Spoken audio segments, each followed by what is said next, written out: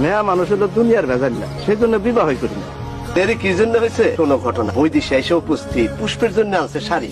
আবার মিথ্যা কথা। যাও, কিছুই আনে নাই, খালি হাতে আসছে। আর সেও আসছে একটা গামছা কোমরে পেঁচায়। এবার বিশ্বাস হয়? উত্তরি ছাতা, এখন থেকে কথাই বলবো না। আমিও তো উচ্চ বংশের সন্তান, আমরা দুইজন এখন উচ্চ বংশের মানুষ। আমরা দুইজন উচ্চ বংশের মানুষ হইয়া ফকিরের মতো শাড়ি ভিক্ষা নেই কেন? আপনি থাকেন আপনার বংশ নিয়ে, আমি গেলাম আমার শাড়ি আনতে। ফকির নি কয় কি? শোনো শোনো শোনো শোনো, সত্যি যখন যাইতেছো লাল শাড়ি আনবো, লাল রঙে তোমার ভালো দেখায়। দেখি একটা পিঠা। আপনার কি অবস্থা? সারা শুনলে পেট কাটা। তোমার কোনো অসুবিধা আছে? আপনার প্যাকে কে চুবাইছে? এত বড় কথা তুমি আমারে বললা, আমার স্ত্রী হয়ে তুমি বললা আমারে প্যাকে কে চুবাইছে? আমাদের প্যাকে চুবাইতে পারে এমন কেউ আছে? বলো আছে, বলো আছে। আছে। ধরো দাদা, পিঠাই খাবো না। ঘটনা শুনতে আপনি বলতেছেন কাজে মিথ্যা। ঘটনা হলো দেশে একটা হীরার আংটি পুষ্করিতে ফালাই দিচ্ছে। হীরা চিনো? আপনি চিনলেই হইব, আমার চিনানোর দরকার নেই। ধন্যবাদ, ওর সাথে গোয়াবি করবো না।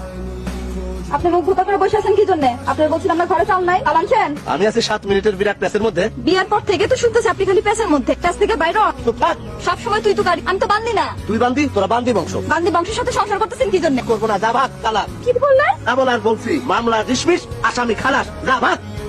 পাছাড়েন সান পেলাম। তুমি মাপ না দেওয়া পর্যন্ত আমি পাও ছাড়বো না। থানাত গিয়ে তোর নামে যদি আমি মামলা না করছি, আমার নাম তুই হোক না।